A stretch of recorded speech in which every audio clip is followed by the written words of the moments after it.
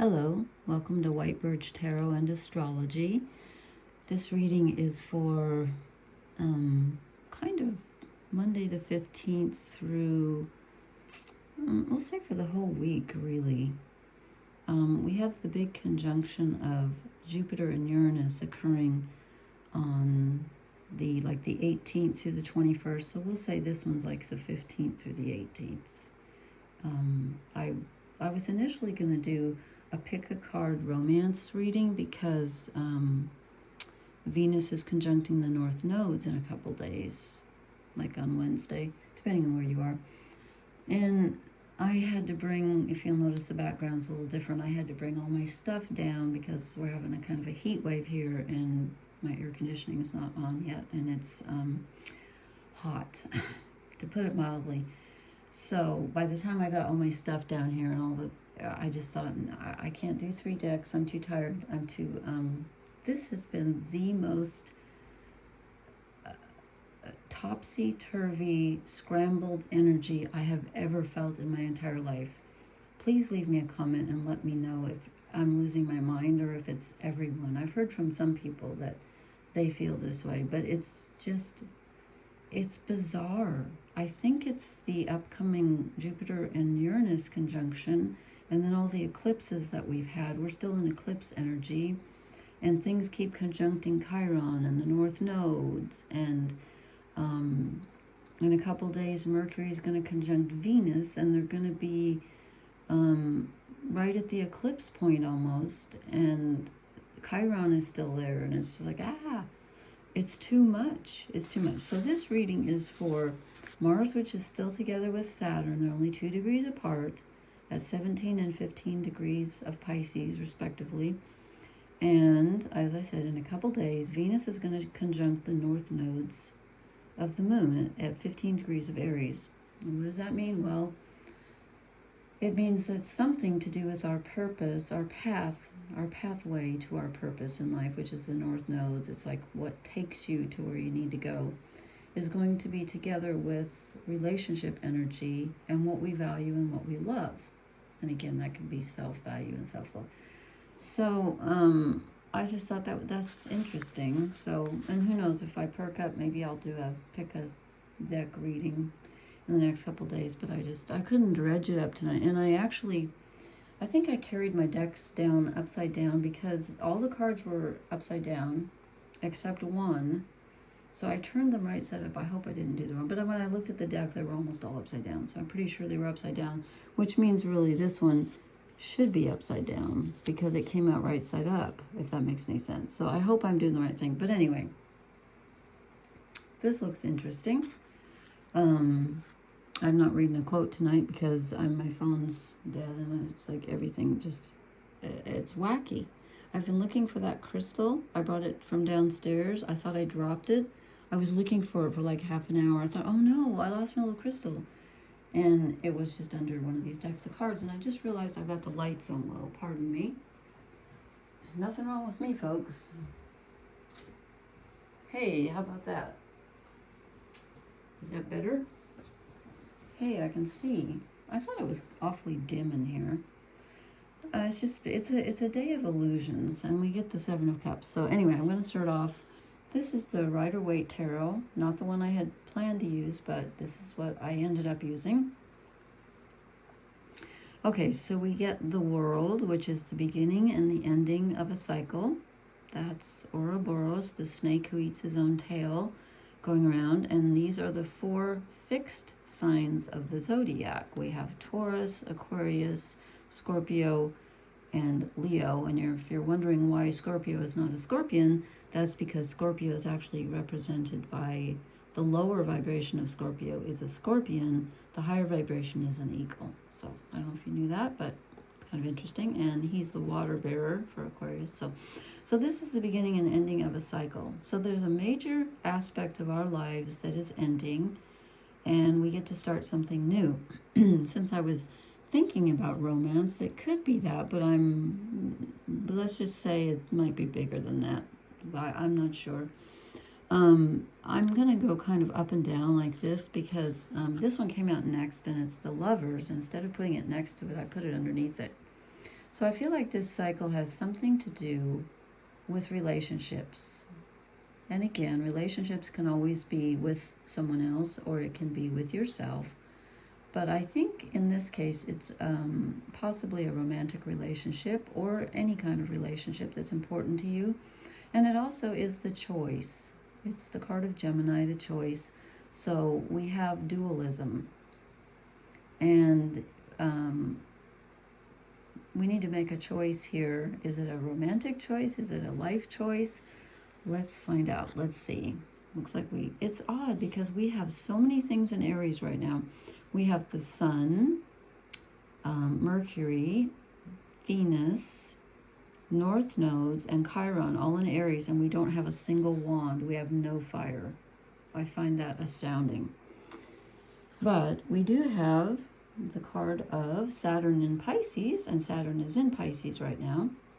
The Eight of Cups, this is walking away from something, and it's usually walking away because we're feeling kind of disillusioned, because actually the cups are still standing, but we're like, no, I can't do this anymore. I can't do this anymore. It's kind of a card of defeat a little bit, where you're just feeling exhausted and you're just done. Okay, you're just done. So that goes along with making a choice here about something. And it's on top of the Knight of Pentacles, which is interesting because this is generally a good card. This is generally somebody bringing you a solid gift, or you dredging up something solid in yourself that you can rely on. It's reliable energy, and it's a gift coming in, and it's under this. So I'm thinking that perhaps you have to turn your back on something and walk away before you can recognize this and accept it. And it's possible that you need to walk away from very negative emotions. And since we get the Ten of Swords, I'm thinking we need to walk away from negative thinking. Again, something is very done. And if it isn't done, if you find yourself like rehashing old wounds over and over and over, you need to stop, because it's not going to lead you anywhere. It's preventing you from moving on, because under that, and again, this is, like I said, I think I had the deck upside down. So this one, the Seven of Cups in reverse. So this is being very disillusioned, and it's also not knowing what you want. And with Saturn and Mars together in Pisces, only 2 degrees apart, Mars rules our desires, and Saturn is boundaries and restrictions. Pisces is illusion. It's more than that, of course. It's imagination and creativity and unconditional love and the collective unconscious. But it also rules illusion. And I'm feeling like we're feeling disillusioned. Like something that we thought we wanted, we don't want. It's not turning out the way we thought. Or it could be turning your back on just your old way of doing things. Something has to go, though. There's a lot about letting go and starting over here. And you might feel right now like you're not sure exactly what you do want to replace what you're leaving. But since we got the Knight of Cups, the Knight of Pentacles, I'm thinking you might actually know more than you think you do. There's something solid underneath that you're not recognizing right now, but you will if you allow yourself to, because it's there. It's there. So this is time to give up the negative thinking, give up the bitterness and the resentment, let go of old grudges and even beating yourself up about things, and realize that you have something solid that's always been there, whether you know it or not. Okay, and then I do a shadow card in, and this is really interesting because this is the Five of Swords, which is usually people fighting. Well, he is fighting, but it's really interesting to me that he's fighting like a ghost-like figure, which looks to me like it's made out of water. Like it rose up out of the ocean, and he's kind of in a cave. So he's stuck in, I don't know, I'm thinking of like Plato's cave, where you think you're seeing the truth, but you're just seeing a reflection of it. And it's not really real. So he's fighting something that's not even real. And of course, have you ever heard that acronym about fear, false evidence appearing real? He's could be fighting fear here. But there's something that's just not, it's not even a real thing. You got to let go of an illusion that you've been holding on to, something that you think you need to keep fighting over and over, that you think is in the outer, but it isn't. It isn't. Okay, I brought down the fairy cards. I brought the oracle cards too, but dare I go here? Of course we get him. Of course we do. The Elven Knight, and I didn't bring the book, but he's the one, he's the guy who moves through fairy, who's all electric. And, you know, we're going to have that Jupiter-Uranus conjunction in a few days in Taurus, and that brings, Uranus rules electricity, and that brings it right down to Earth in Taurus, where we can literally feel it. Something electric comes in, and he's that kind of dangerous energy where if you follow him, I mean, he can lead you to something, but just leave a trail of stones behind you and make sure you know your way back. Let's see who he comes out with. Oh, goodness. Is it you or you? I think these two wanted to come out. Oh! Okay, let me put these down. I was just thinking of this card today. The Fixer. Here we go. The Fixer. This is generally someone who's, instead of facing reality and trying to solve the real problem, is trying to run around and give everybody else advice instead of following their own advice and kind of covering things up. So, you know, he or she wants to sweep everything under the carpet.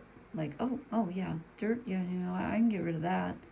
When actually he or she needs to look in the mirror and comb their hair and, you know, this is kind of being in denial and not facing what you really need to do about the situation, which is look it in the eyes and really face it. You know, don't put a quick fix on it. Oh, okay. This one comes out. This always baffles me because it's supposed to be a woman, but it looks like a man to me. I don't really think she's very feminine, but anyway, she's supposed to be a woman. The hero. And that's the whole point of it, is that generally it's a man in the background, but it's a woman exerting her masculine authority. And there's Thor's hammer hanging from her belt. Again, you know, it doesn't matter if she's a man or a woman.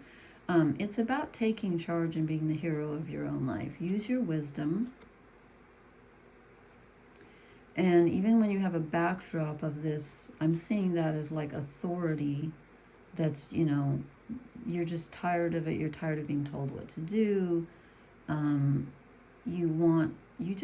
You're just sick of something, and you just like, no, I'm going to cut you down.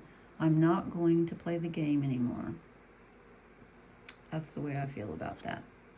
Be the hero of your own story. Stop fighting ghosts. Let's do one oracle card and see what comes out.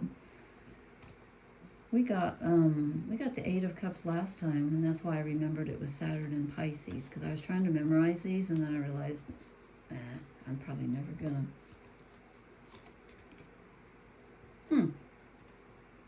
Okay, I wasn't expecting this, to be honest with you. Peace, really. I don't feel like things are peaceful, but this would be great, would it not? Look, when I move the card, maybe it's just me because I'm doing the camera, the face and the egg stays the same. Okay, I'm just being weird now. Okay, so we have the dove with the olive branch. Make peace. Maybe it's make peace with your past and whatever this situation is that you keep running over and over in your mind that you think you have to keep fighting. I'm going to do one more just to see. Just this one?